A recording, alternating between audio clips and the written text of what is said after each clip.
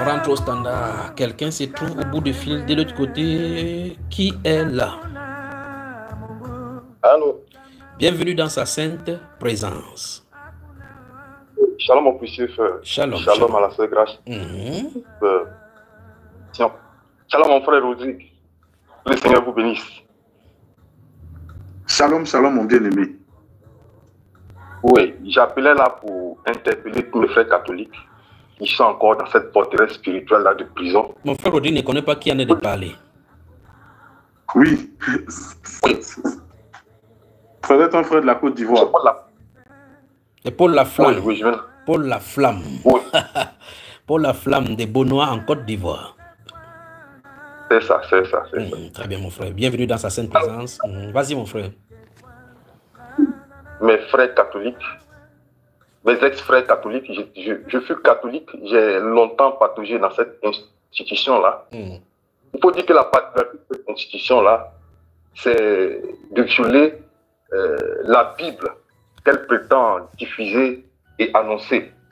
Quand on prend par exemple le livre de Matthieu, chapitre 28, où le Seigneur, au verset 19, le Seigneur dit « Allez, faites de toutes les nations des disciples, les baptisant au nom du Père, du Fils et du Saint-Esprit, et enseignez-leur à observer tout ce que je vous ai prescrit. » Vous voyez bien que à l'Église catholique, j'étais catéchiste.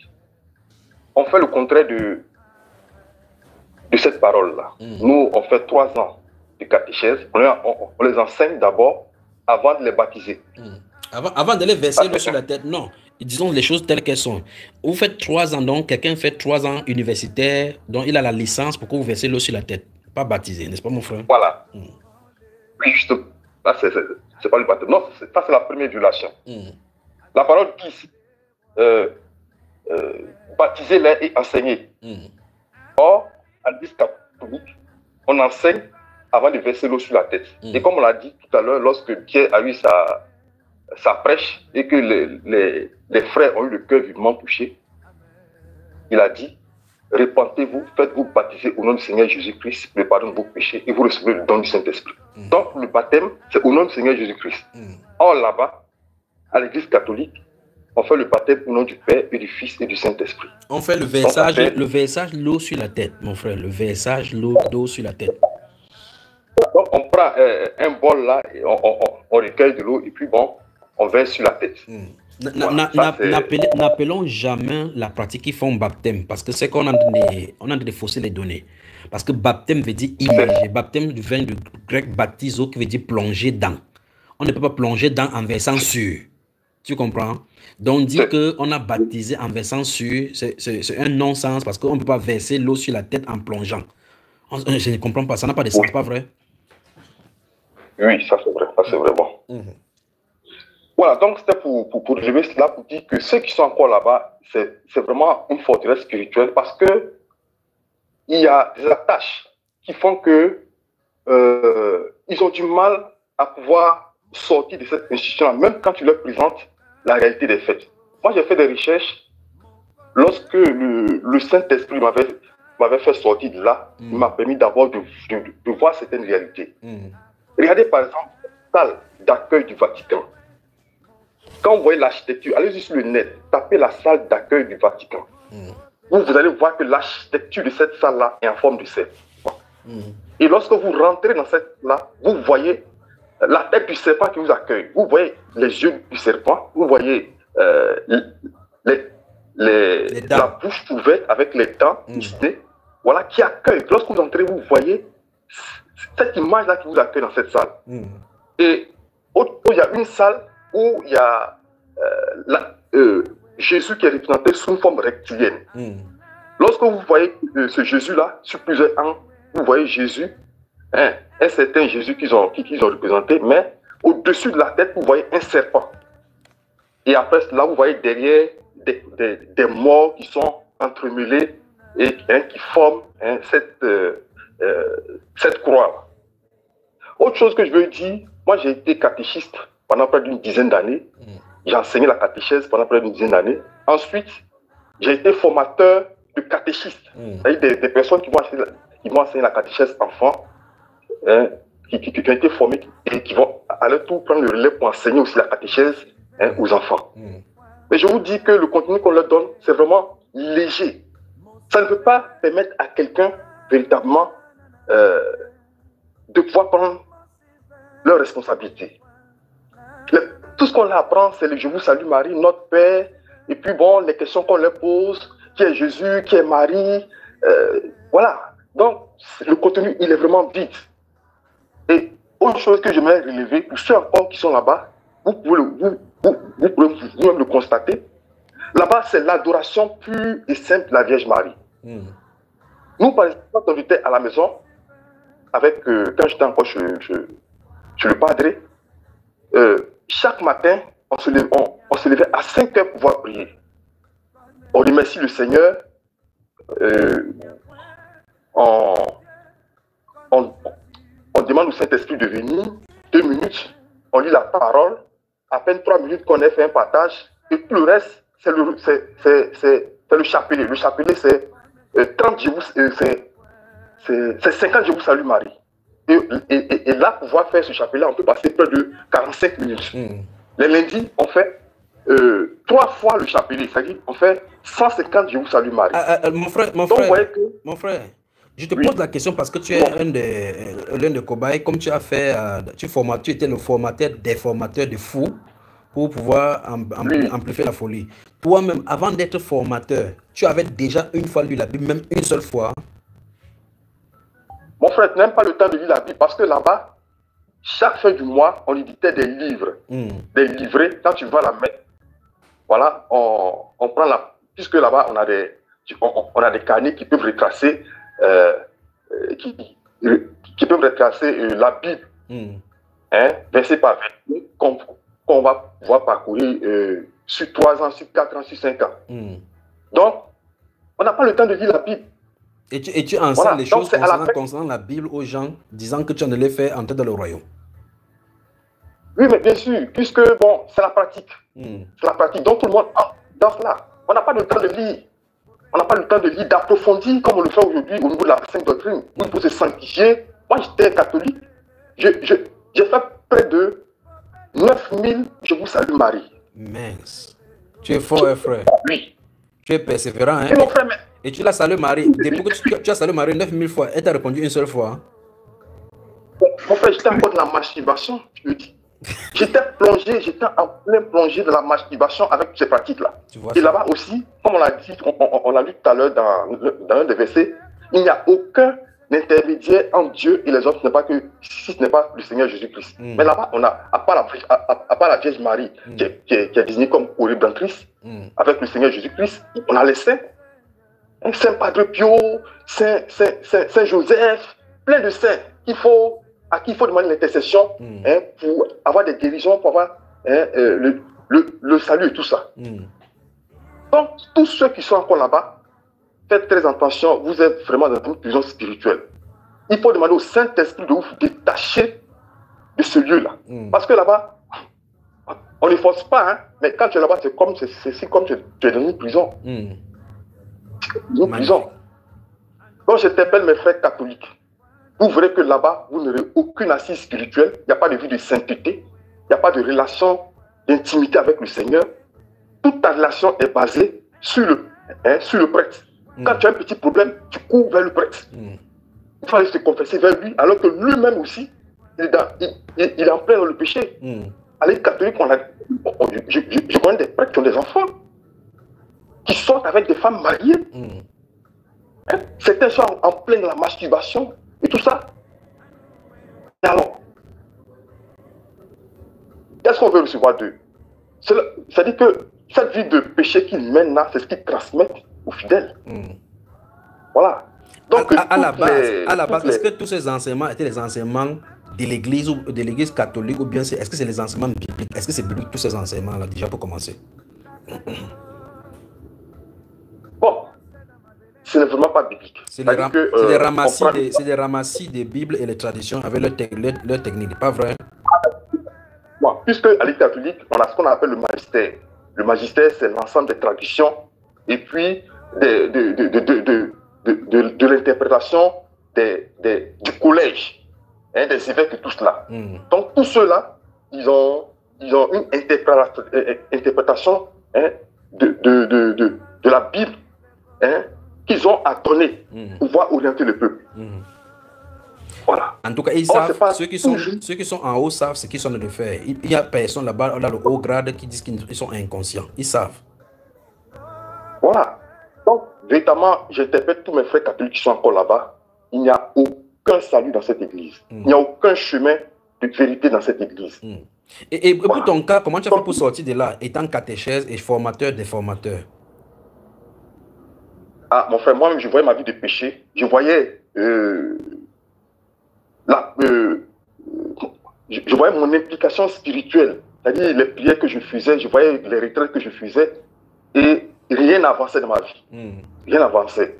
Voilà, j'étais bloqué, j'étais plongé dans la masturbation, en dépit de toute cette panoplie de prières que je faisais. Mais je me suis dit, mais attends, souvent quand le déclic, c'est que ma femme m'avait pris une vidéo là de ce que je venais de révéler là, la salle du Vatican, la salle d'accueil du Vatican là, une petite vidéo qui avait été faite pour dire attention, vous qui êtes catholique, regardez cette vidéo, regardez ce à quoi dans lequel vous êtes. Lorsque j'ai vu la vidéo, moi j'ai fait mes propres recherches.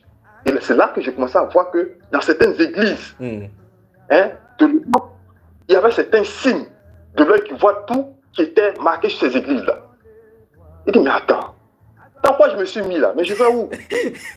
je vais à la messe le dimanche, c'est toujours la même chose. Le Seigneur soit avec vous, il y avait votre esprit. C'est-à-dire que quand on prend un point A, tu sais ce qu'il va faire dans la suite. Tu sais exactement chaque fois. Oui. Pourtant, moi je vais avec mon problème. J'espère avoir une solution au problème que je vis. Masturbation, problème de travail, problème d'avancement et tout cela. Mais c'est toujours les paroles répétitives qui se font, qui se disent, mais je vais où avec.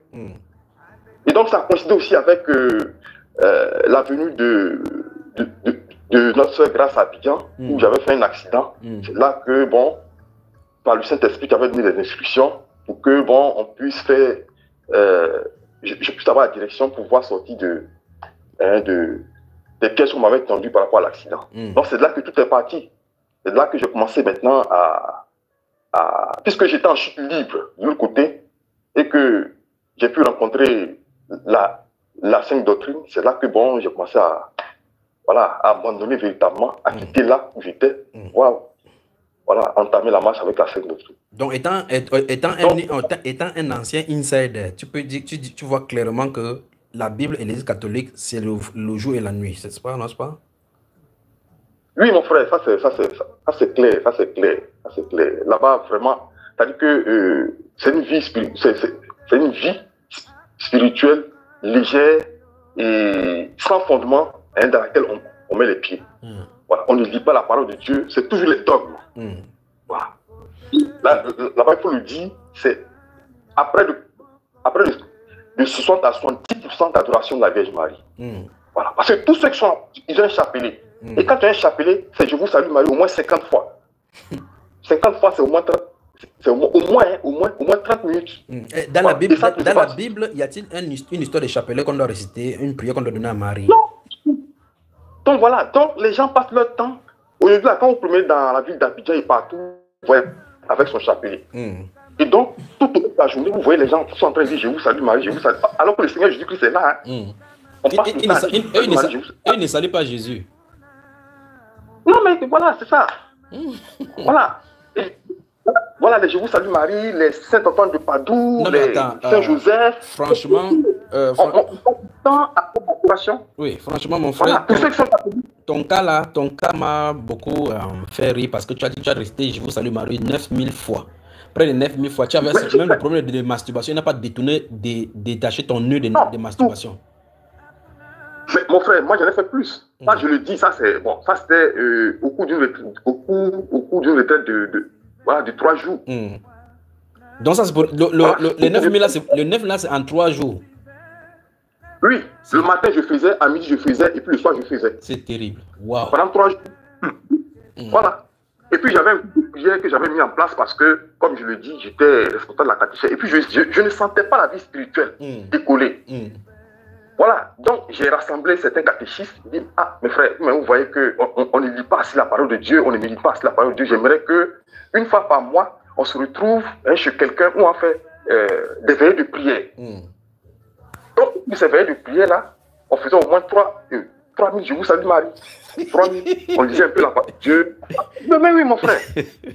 Puisque là-bas, on dit que, en plus de pouvoir prier Jésus, il faut que la Vierge Marie, comme elle est intercessectrice et qu'elle est corrédemptrice, c'est-à-dire qu'elle partage le salut avec le Seigneur Jésus-Christ. C'est terrible.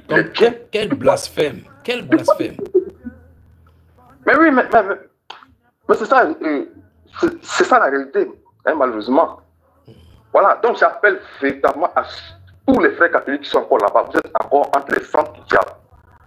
Si je mens, vous-même vous verrez que ce que je viens de dire là, c'est une réalité. Allez-y faire les recherches pour voir la salle d'accueil du Vatican. Vous voyez l'architecture d'abord de la salle et vous voyez le contenu de la salle. Mais vous verrez.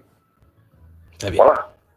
Et j'ai même vu une vidéo au Vatican où il y avait, je sais pas si c'est un évêque qui était déjà décédé et ils ont pris sa tête, une tête de mort. On le met dans une assiette et puis on se promène dans la foule en signe d'adoration.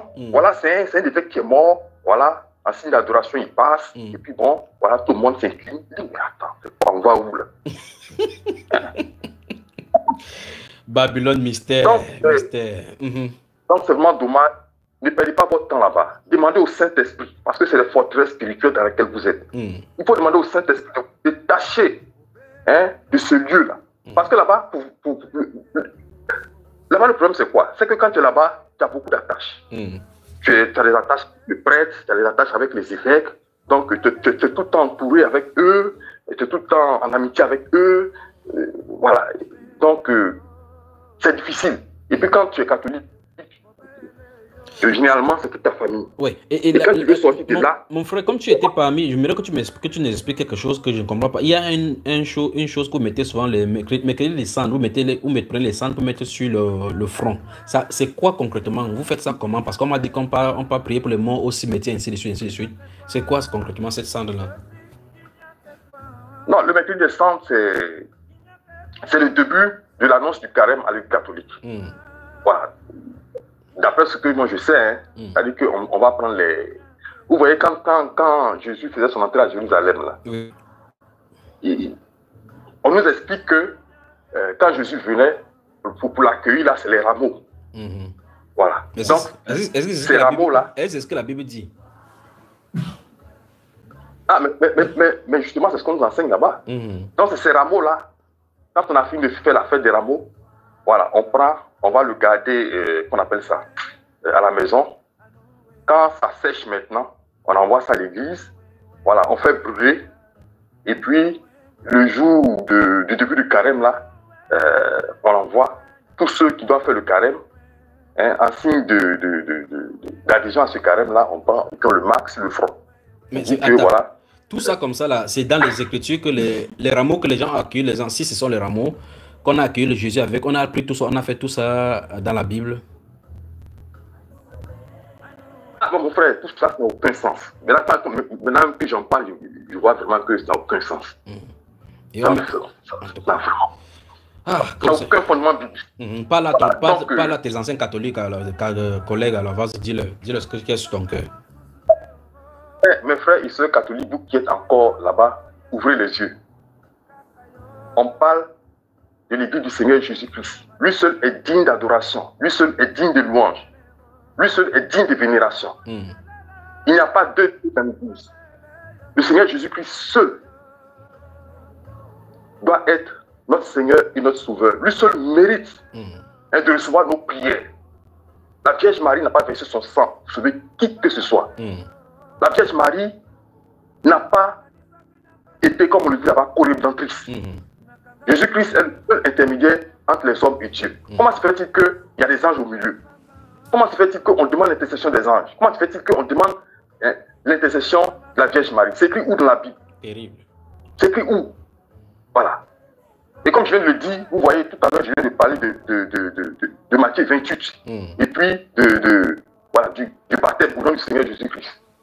Vous voyez qu'il y a encore une contradiction à l'intérieur. Très bien. Vous voyez que votre vie spirituelle n'avance pas. Vous n'avez pas de vie d'intimité avec le Seigneur Jésus-Christ. Vous passez plus de temps dans l'adoration de la Vierge Marie que le Seigneur Jésus-Christ. Où allez-vous? Est-ce que vous pouvez recevoir le Saint-Esprit véritablement, là, pour pouvoir partir dans l'enlèvement? Je pense qu'on a assez perdu du temps en étant encore dans ces institutions-là. Il faut vraiment sortir de cette institution. Demander la grâce du Saint-Esprit pour pouvoir sortir. Parce que c'est des forteresses. Là-bas, on ne vous chasse pas. Mais vous voyez que vous avez du mal à quitter. Les parents sont là, ils vont dire, mais toi, tu es perdu. Moi, je me rappelle quand je suis sorti de cette institution-là, mais j'étais à côté de tirer avec ma famille. Moi, quand j'ai dit, voir mon père, je lui ai dit, mais j'ai fait des recherches, j'ai vu que là-bas, vraiment, c'est du satanisme. Quand je lui ai présenté les images, il dit, mais tu veux dire quoi? Que moi, je suis sorcier, quoi. Moi, je n'ai pas dit que tu es sorcier. Pas que je dis que tu es sorcier. Parce que lui, il était pleinement piqué. Voilà. Donc, c'était la bagarre. On s'est séparés voilà, en temps de scie. Voilà. Donc, c'est difficile. Il y a des attaches. Mais il faut prier le Seigneur Jésus-Christ de vous faire sortir de là. Et soyez forts mentalement, parce que vous aurez des combats au niveau de la famille, des combats au niveau des attaches, des prêtres, des amis et tout cela.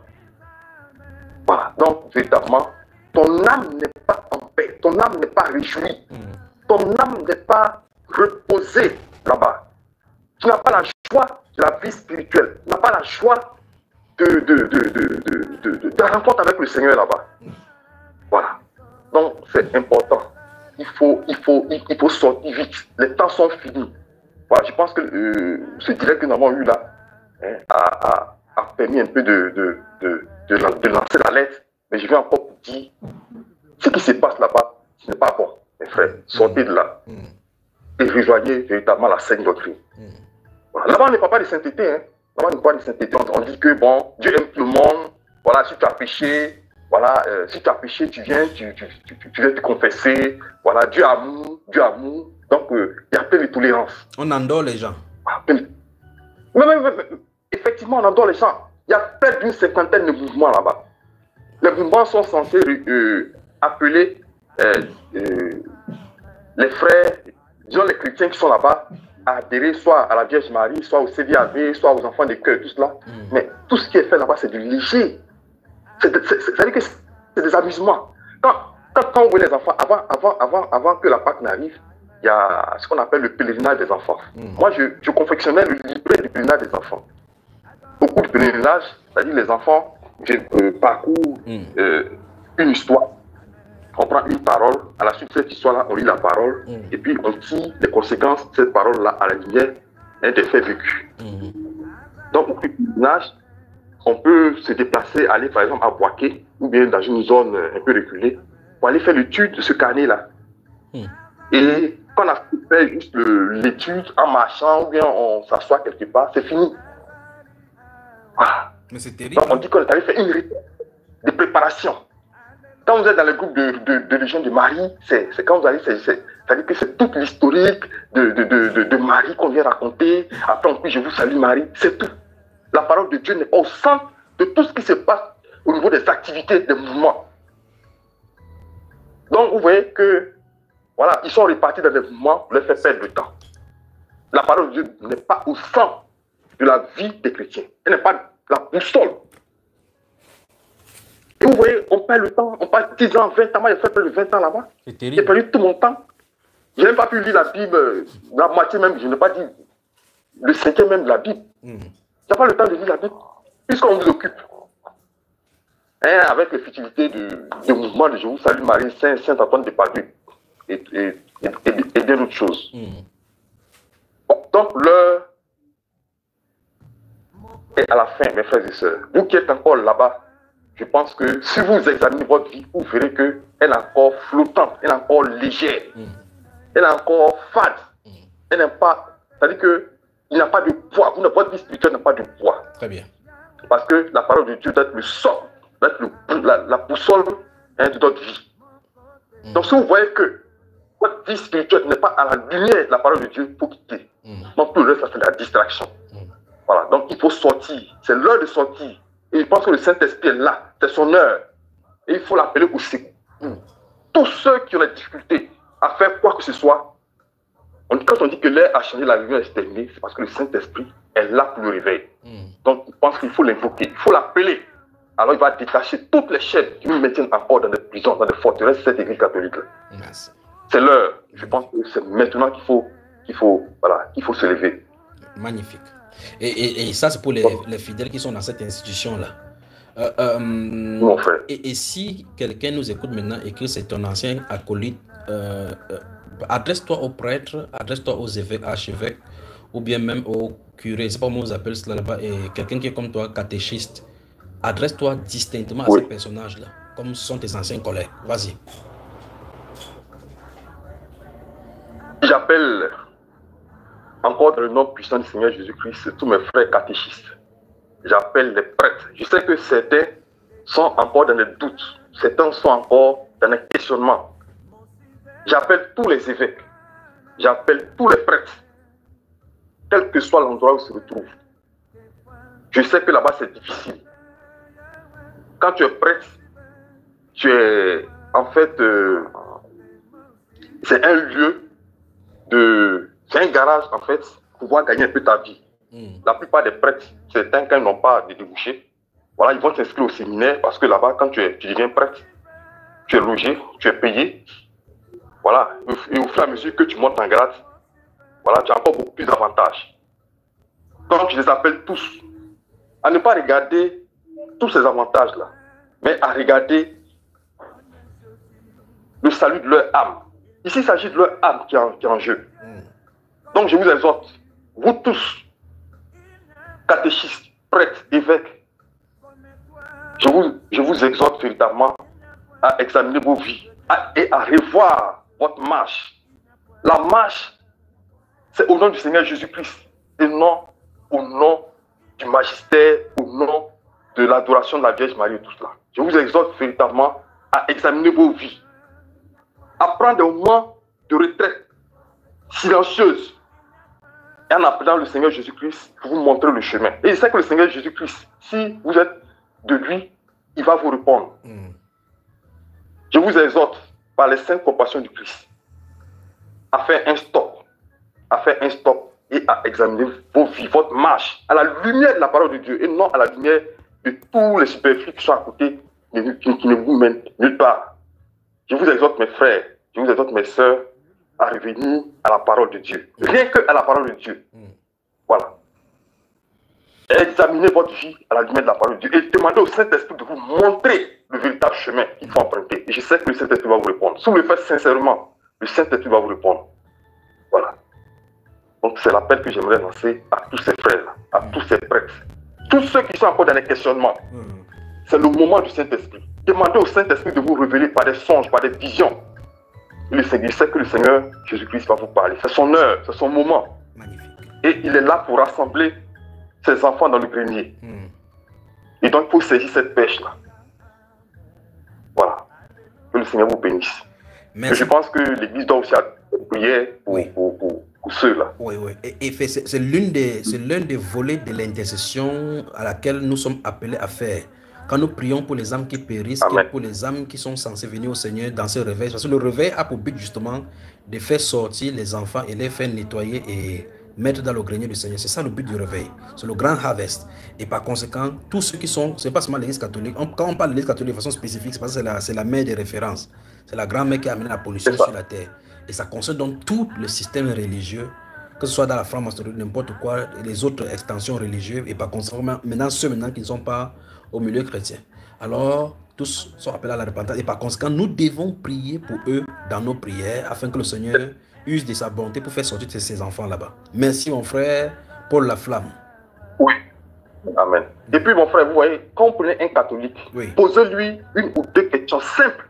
Vous voyez, vous allez voir que il panique. Il n'a aucun fondement biblique pour répondre à une question, une simple question. Mais il va dire qu'il va mourir catholique. Son père était catholique, il va mourir catholique. Ils sont tous catholiques. Ils vont mourir catholiques. Il est baptisé, confirmé. Ils sont vraiment aveuglés. Donc il faut vraiment prier pour eux que le Saint-Esprit enlève les écailles là qui sont sur leurs yeux. Et puis que le Seigneur enlève les ténèbres là qui ferment l'entendement, l'entendement, le cœur. Sinon, moi j'ai bien montré les preuves des recherches que j'ai faites sur le Vatican, avec la salle d'accueil du Vatican qui est représentée par un serpent, l'architecture même qui est la tête d'un serpent. J'ai montré ça à mon meilleur ami. Il dit, mais ça, tu vois pas, regarde. Il dit, non, mais ça c'est eux, bon, ça c'est l'affaire, bon, ça c'est pour eux là-bas. Voilà, si eux ils veulent, ils n'ont qu'à faire, mais moi, je suis dedans. Mais il est dedans, ça n'est que c'est comme distille depuis le Vatican qui vient le trouver là-bas. Si c'est le poison, ça ne doit pas le tuer lui. Voilà, lui c'est pas son affaire. Donc c'est comme ça que tous ils réagissent. Hein. Quand moi je lui ai dit à mon papa, voilà, j'ai fait des recherches, la moindre des choses, c'est que tu te dis, mais attends, je vais voir. Est-ce que c'est vrai? Il s'enflamme en même temps. Donc tu veux dire que moi je suis un sorcier? Il dit, bon, c'est bon.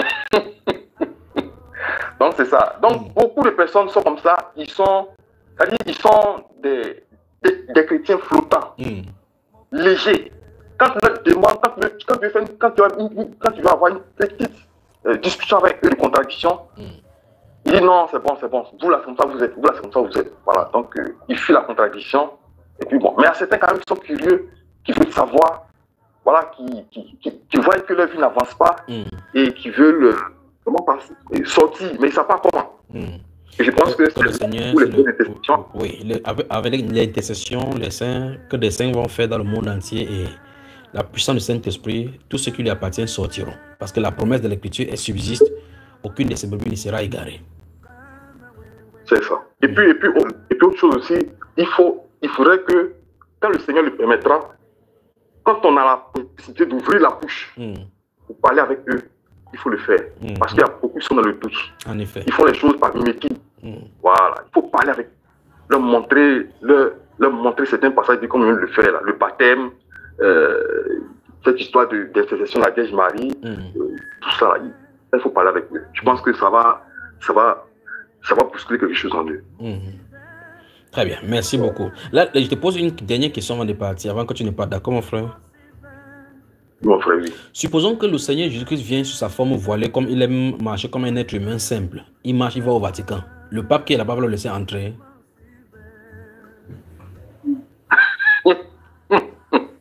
Mais il va fuir. Il va fuir, mon frère. Il va fuir. De toute façon, ils sont tous voilés. Donc, merci pour ton intervention. Merci pour l'adresse que tu as faite vis-à-vis de nos frères qui s'y trouvent à côté. Encore incrustés dans ce système catholique, dans cette institution mystico-babylonienne. D'accord? Mais c'est la grande loge de la terre. En fait, c'est une loge. Que le Seigneur te bénisse. Amen, mon frère.